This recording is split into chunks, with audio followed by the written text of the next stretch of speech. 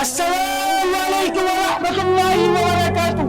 میرے بھائیوں دوستوں بزرگوں، اللہ اور اس کے رسول کا پیغام لے کر آؤ، نہ ماننے والا اور نہ چلنے والا اور نہ لینے والا، اللہ اور اس کے رسول کا پیغام لے کر آؤ۔ اس پیغام کو سننا، اس پر عمل کرنا اور دوسروں تک پہنچانا ہم سب کی ذمہ داری، اور یہ ذمہ داری ہمارے باپ نے ہم پر نہیں لگائی، کسی عالم نے ہم پر نہیں لگائی، کسی مفتی نے ہم پر نہیں لگائی، یہ ذمہ داری اس اللہ نے ہم پر لگائی ہے۔ وہ اللہ قرآن پاک میں فرماتا ہے جس کا مفہوم، اے امت محمدیہ، تم افضل امت، تم بہترین امت، تمہارے کو بھیجا گیا لوگوں کی نفع رسانی کے لیے۔ تم بڑی باتوں کا حکم کرتے ہو، بری باتوں سے منع کرتے ہو، اور ایک اللہ پر ایمان رکھتے ہو۔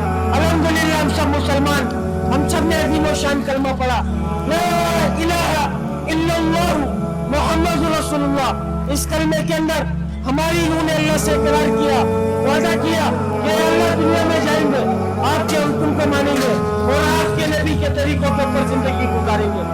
میرے بھائی دنیا میں آئے تو دنیا کی چمک کو دیکھ کر، دنیا کی رنگینیوں کو دیکھ کر، دنیا کی غلاظت کو دیکھ کر، دنیا کے گٹر کو دیکھ کر اس کی محبت کو اپنے سینے میں ایسے بسایا، ایسے جتایا جیسے یہ ہمارا ٹھکانہ اور ادھر ہی ہمارے کو لے کر جانا ہے۔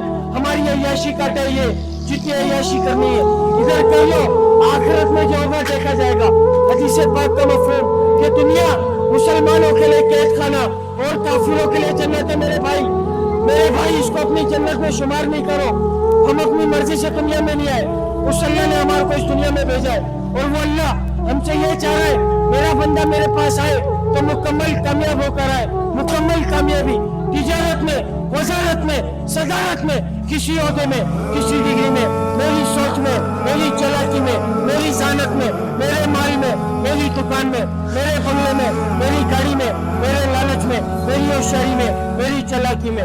خدا کی قسم میرے بھائی، کسی چیز میں کامیابی نہیں ہے۔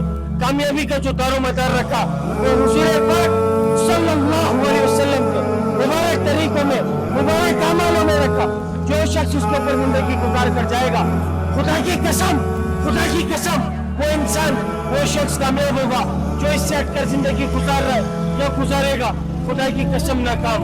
کلمہ پڑھنے کے بعد جو اللہ کا سب سے بڑا حکم ہم لوگوں پر نازل ہوا، میرے بھائی وہ نماز آج مؤذن بلا ہے، حی علی الصلاۃ، حی علی الفلاح، آؤ نماز کی طرف، آؤ کامیابی کی طرف۔